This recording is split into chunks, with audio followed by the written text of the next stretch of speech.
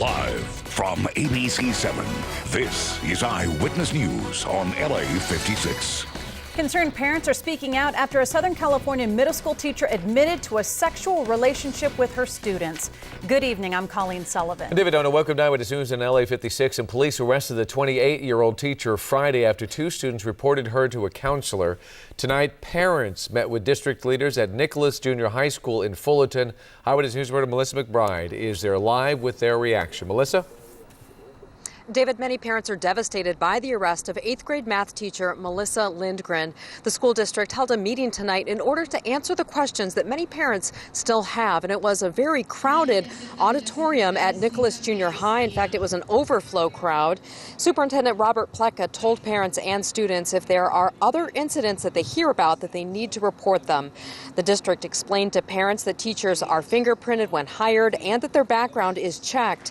The school will have staff meetings to try to see if anybody at the school had any knowledge of Lindgren's alleged sexual misconduct with two students. Parents say they've had a hard time explaining to their children why Lindgren was arrested. It's just one teacher. It's not all teachers. There's always a bad apple in every bunch. I try to use that analogy, and I hope she understands it, but she still, as of right now, she's at home, and she still can't get over it. It's going to take a little bit of time. I feel very devastated for the teachers that are working so hard and have taken this personally. I hugged a teacher and she had tears in her eyes today, just speaking of this matter, and it's devastating for everyone involved.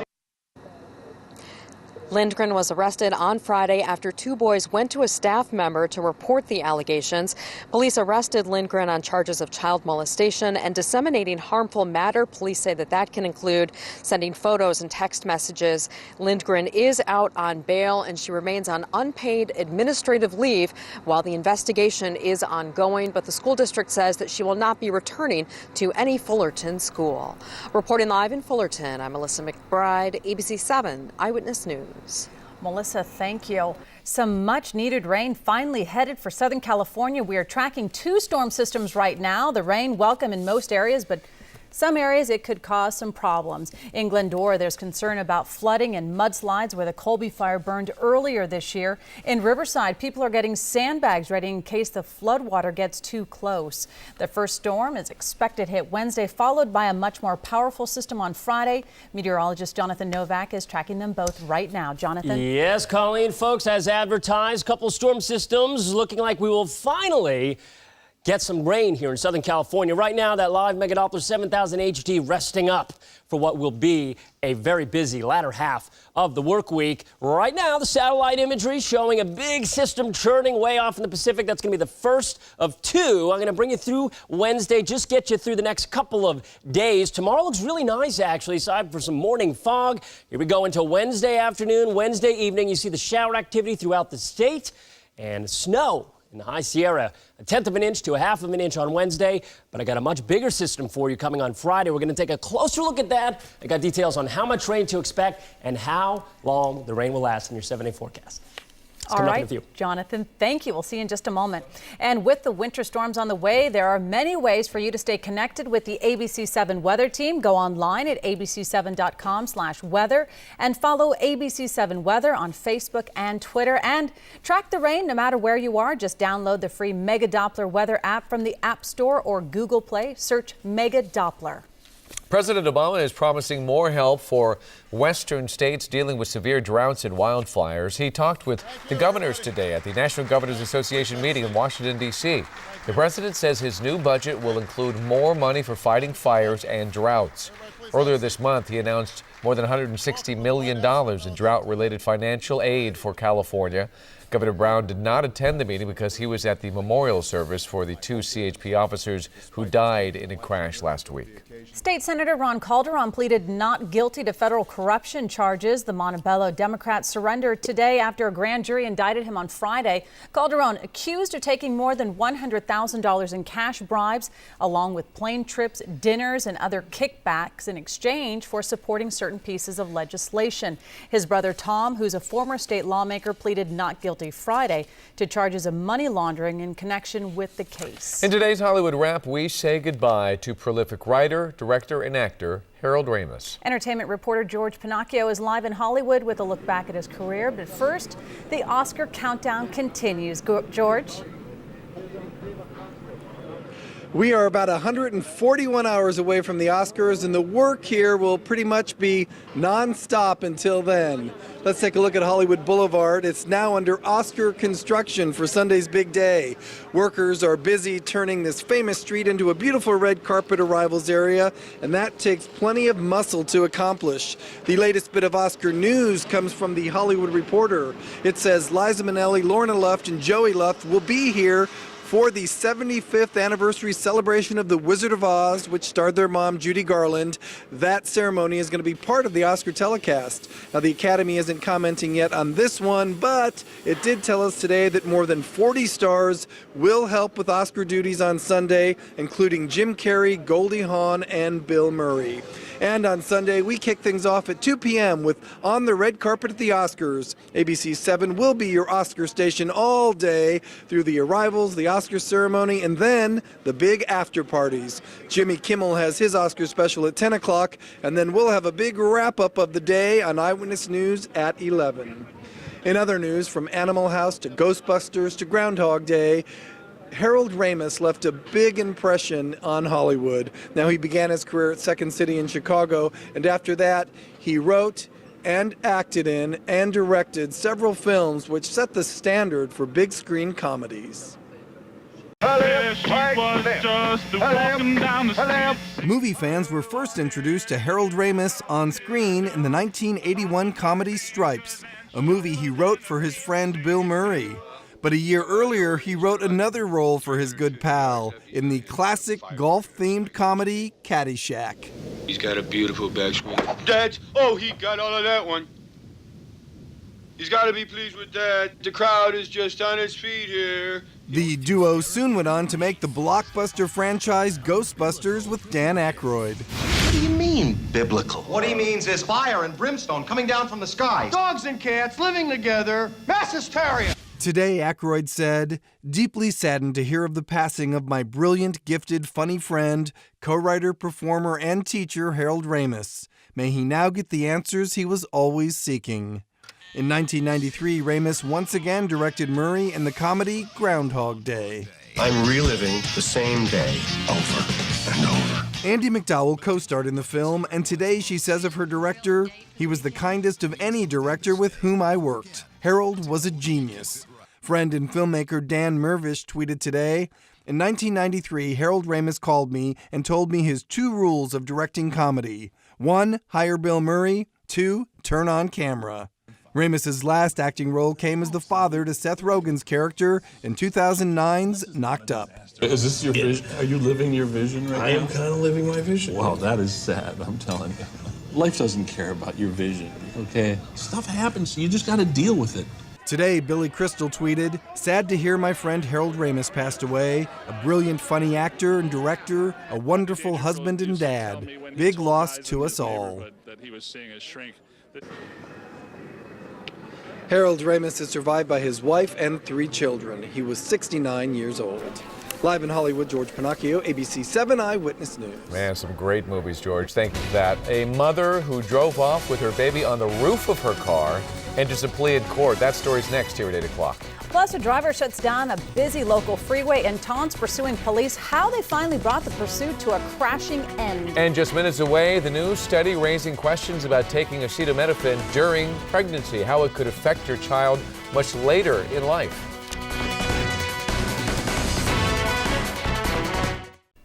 A man is undergoing mental evaluations after leading officers on a dangerous pursuit. At one point, he made a U-turn and went directly into oncoming rush hour traffic on the 5 freeway. He turned around again, and CHP officers used a pit maneuver to stop him and pulled him from the car in Commerce.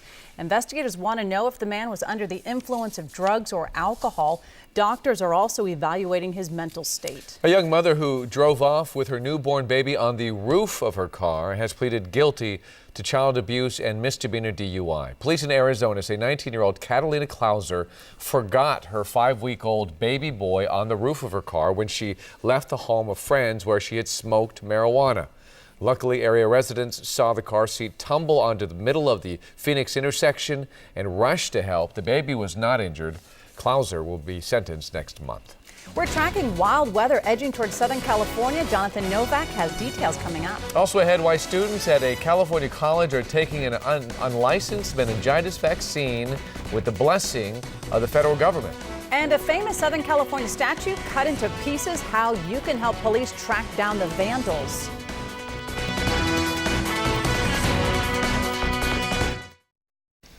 Well, finally, we can say it with a great deal of confidence. Rain is heading our way. Jonathan Novak, our meteorologist here, has something to talk about this week. Yes, and what do they say? When it rains, pours. Yes, that's what is going to happen this week. We're finally getting some rain, but it's as if Mother Nature said, you know what? I've been saving up all that showers activity I forgot. Let's just give it all at once to Southern California. By the way, if you want to track the radar too, you can on our ABC7 app, Live Mega Doppler 7000 HD. I think you can just search Mega Doppler. I think it'll come up on the App Store or on your Android phone. And you can also track the rain, which right now on that Live Mega Doppler 7000 HD, the big version that fits on your home television screen, nice and of course HD, nothing showing up, guys. But as we head in through Wednesday, that's going to change. I'm going to make some use of that live radar. In the meantime, people still enjoying the snow at Big Bear. We're going to get some flakes out of this system, some snow up in the higher elevations come Wednesday. But really for Friday, the almanac today, did you guys enjoy the weather? Colleen? David? Today? Yeah. Great. Yeah? It was beautiful. It was beautiful. This is about the last of it for at least a little while. Looks like even a long-term pattern shift in the atmosphere. 73 today. In LA, still above average, but that's all changing. Here's one of two systems we're tracking. Way off in the Pacific. All right, way out there in there you go. You can see it churning, and that's going to track to the east over the next 48 hours, bringing us a chance of rain on Wednesday. As we head in through Thursday, I think we'll have a break as a ridge tries to build back in. But Friday is the day. Friday afternoon and evening, I'm going to show you right now on that future rainfall. Watch the green, watch the yellows, and especially the oranges. If it shows up a little bit here, we get through Wednesday, you'll see right here skirting the edge of California Wednesday, 7:30 a.m. And as we head through the evening time on Wednesday, that's when the rain really starts moving through, the snow, and by Thursday, we'll get a bit of a break before this. The next system right here starts rolling through on Friday afternoon and Friday evening. 1 to 2 inches of rain possible in LA, 2 to 4 as you head through the foothill areas. Possible flooding on the downside of the situation. We got some possible mudslides. Aside from that, we do need the rain, and we're going to be getting it later this week, thankfully. All right, overnight lows about average. Highs tomorrow dropping a couple of degrees into the lower 70s. Anaheim 69, Ontario 72. Here's that 7-day forecast for LA Metro and Orange County, powered by AccuWeather. Rain in the PM on Wednesday, maybe 1/4 of an inch at most in the LA area. But Friday and Saturday, heavy rain, possibly even thunderstorms on Friday night into Saturday. And we go through the valleys, the IE. Chances of rain, very good. Chances of heavy rain, in fact, on Friday, 2 to 4 inches. Just to give you an idea, folks, Colleen, David, normally from January 1st, we'd have over 6 inches of rain by now. Not even close to that. We have under an inch. So this will get us caught up pretty quickly. Hopefully, we'll put a big dent in that drought for Southern California. The mountains getting some rain. Snow level 7,000 feet. Friday night into Saturday, we'll see the snow levels drop a little bit. Hopefully, we can get about 6 inches or so out of this system. Then the high desert, even showers on Wednesday and on Friday, 1/2 inch to 1 inch possible. And the high desert for this second system coming through. So, guys, thankfully, finally, we're getting what we should have had in January and February. Just took a little while. Whenever it comes. All right, Jonathan, thank you so much. The FDA has given its approval to allow students at UC Santa Barbara to get an unlicensed meningitis vaccine following an outbreak on campus. 4 students came down with meningitis. One student reportedly had to have their lower legs removed because the infection was so severe. Last December, the FDA approved using the unlicensed drug for an outbreak at Princeton University. The drug is approved for use in Europe, Canada, and Australia, but not the U.S. Important news for pregnant women. In the past few decades, researchers have reported a rapid increase in neurodevelopmental disorders such as ADHD. Could this be linked to a common pain reliever many women take while pregnant? As health specialist Denise Dodor reports, UCLA researchers say there could be a relationship. This is the first pregnancy for Suzette George, so she wants to help her baby get the best start in life. And that includes avoiding pain relievers like acetaminophen, even though her doctor said it was safe. I haven't taken any medications because there's always side effects and I didn't want anything to happen, so I figured I'll just deal with pain or headaches. Now Suzette is glad she hasn't taken any. UCLA researchers say acetaminophen, widely known as Tylenol during pregnancy, is linked to ADHD in children. About 50% of all women, or more than 54% of all women took it. Dr. Beata Ritz and her colleagues examined the data of more than 64,000 women and their children in the National Danish Birth Cohort Study. They followed the babies until 11 years of age. They found moms who took the recommended doses of acetaminophen during pregnancy had nearly a 40% higher risk of having a child with attention deficit hyperactivity disorder compared to women who didn't take any. And the longer a pregnant woman took the pain reliever, the higher the risk. The duration of use throughout pregnancy was what was driving an increase. In the study, researchers determined that acetaminophen may act as an endocrine disruptor, meaning it affects estrogen's activity in the body. And that, the theory is, may affect the development of a fetus's brain. The period of development that we are most concerned about is usually the fetal developmental, the 9 months of pregnancy, where a lot of the mechanisms are set in place. So should pregnant women avoid acetaminophen? Dr. Ritz says women should talk to their doctors. Suzette says for her baby's sake, she plans on avoiding medication as much as possible. I don't trust it, so if I have doubt, I can wait. In Westwood, Denise Dodor, ABC7 Eyewitness News. Denise also says Dr. Ritz and her colleagues at the UCLA Fielding School of Public Health say they do believe environmental factors lead to ADHD, and acetaminophen use may be just one of them. Up next here at 8 o'clock, service dogs are allowed just about anywhere, but not everyone has legitimate service dogs. Now how lawmakers are considering cracking down. And troubled actress Amanda Bynes enters a plea to a DUI charge. Details of her sentence. And trending right now on ABC7.com, Harold Ramis, known for his role in Ghostbusters and the comedic genius behind Groundhog Day and Caddyshack, has died. Authorities are searching for a group of suspects wanted in what's being described as a gang rape of a UCSB student. And Salma Hayek's brother was hospitalized after slamming his sports car into a truck on Sunset Boulevard, killing his passenger.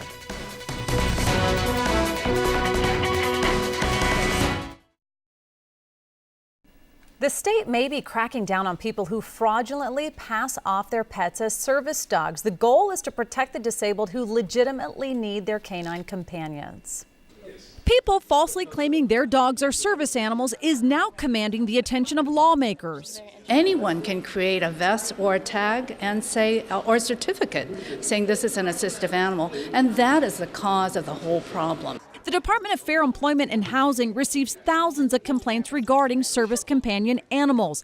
They say the lack of clarity on who should be issued a service dog license is a huge problem for them and businesses. And it's very, very difficult for business owners because they're not able to actually inquire very much about a person's disability or what the animal is capable of doing. Some people are appalled knowing that others are faking to have service dogs when they see just how important these highly trained animals are to their owners. They need it, and I mean, in order to get across the street or to walk somewhere, they need the assistance of the dog instead of someone claiming they need the dog. As more and more people claim their dog is a service animal, the people who do depend on their dogs are facing new challenges. Business owners, people, in housing providers and so forth begin to doubt every person who has an assistive animal. Then that works against the entire purpose of the law. I think people are abusing it, and the people that really do need a service dog are having difficulty trying to get it certified. Lying about your pet being a service dog is a misdemeanor. Lawmakers will be exploring the issue, including asking the state boards to review the process for authorizing use of service dogs. Well, a husband and father found stabbed to death, and coming up, his family's plea for justice, plus the surveillance video that police hope will help them find the killer.